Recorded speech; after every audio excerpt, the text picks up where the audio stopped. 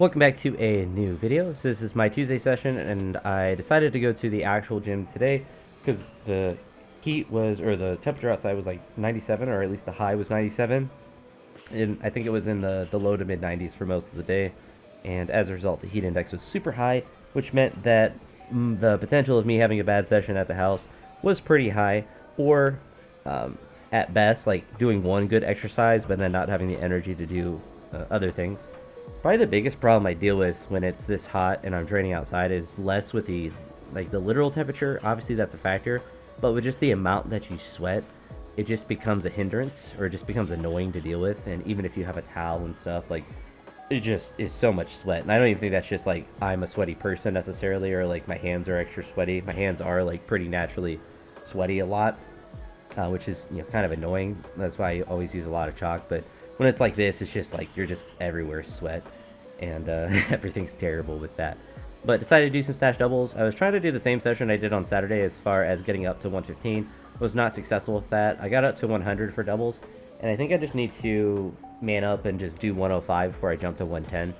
This is the second time that I got to 110. This time I missed 110 a bunch of times before I was able to do it for a double. But I think if I go 100, 105, 110, I'm going to be more consistent with the 110. And even if I'm not, then I'm adding that additional double before I get up to that 110. So it'll just be good volume to do in addition.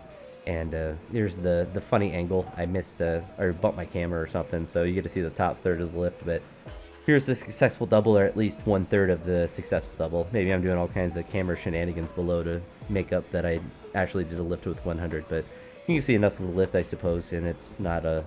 this should be my PR angle. I'll snatch 170 with that angle. Like, whoops, I hit the camera and just hold 170 above my head. Although I don't even think I could do that with any camera angle, unless I had literal fake weights on the bar. But you see some of the misses with 110. The first one was real close, it just drifted behind. And then that one was just forward. And then I tried to do a second rep, or at least a second attempt in the same set. I guess you can call it a cluster, but same kind of miss. It was a little bit closer. And, it is what it is. It's just one of those things. It's like, I just got to get better. And I think if I went from 100 to 105 and did that extra set building up to that 110, I'd have a better time at doing this. But the ability for me to be confident enough to keep trying this 110, because it doesn't feel bad, it's just like the technique was really bad on this day.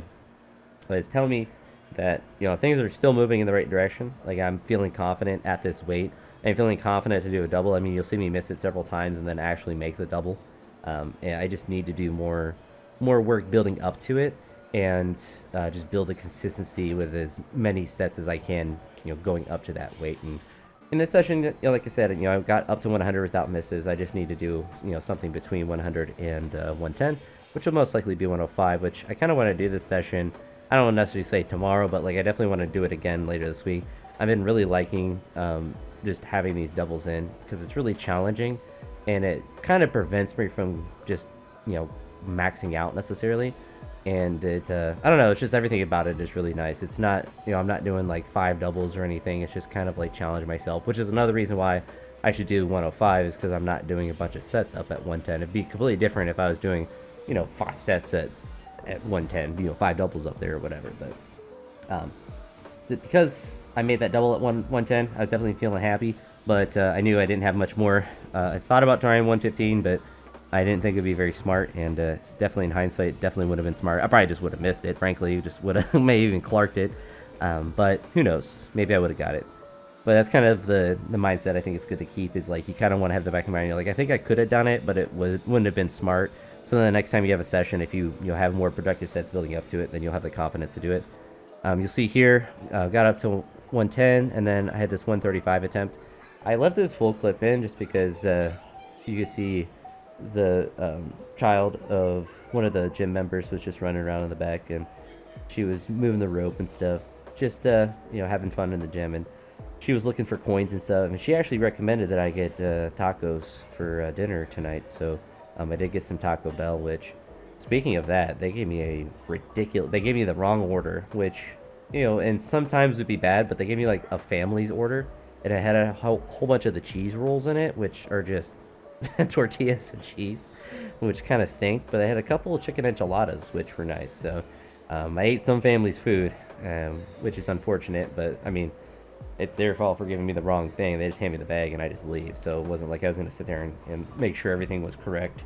But I was really good. I haven't had fast food in quite a while, so that was a nice little, I guess, cheat meal, I suppose. But I'll let you decide if I actually did the 135 or not. I feel like I did because I didn't want to run into the rack. And I've, this is probably a couple years ago at this point, but there was some guy, I was asking her about, I think she was looking for another coin or something at that point. But there was a guy a couple of years ago who, I think I don't know if he's doing a snatch balance or what exercise he was doing. I feel like it was a snatch. But he missed it and like threw it forward and caught one of his fingers on a J-hook and chopped off one of his fingers, which is terrifying. I've never gotten anywhere near something like crazy catastrophic like that. But certainly when you're holding a maximal weight like that, it just, kind of flashes in the back of your head. And usually, my smarter parts of my brain just say, just drop it. Like it's, I basically stood it up. So I'll let you decide whether that counted or not. But of course, I would like to do it better the next time and, increase the weight, of course. But getting up to 135, certainly good. Up 5 kilos from the last time I did with 130. And was able to, do most of the lift. Like when I tried 140 the previous time, it just shot right off me. It wasn't even an attempt, really. But then you see I did some snatch RDLs at the end, got up to 170, which they felt weird, but they felt pretty good. It was making my shoulder crack and like pop in a good way. Like it was stretching it out. So I actually kind of want to do them again because it was actually stretching my shoulder in a unique way that felt really good. So I'll definitely want to add those in.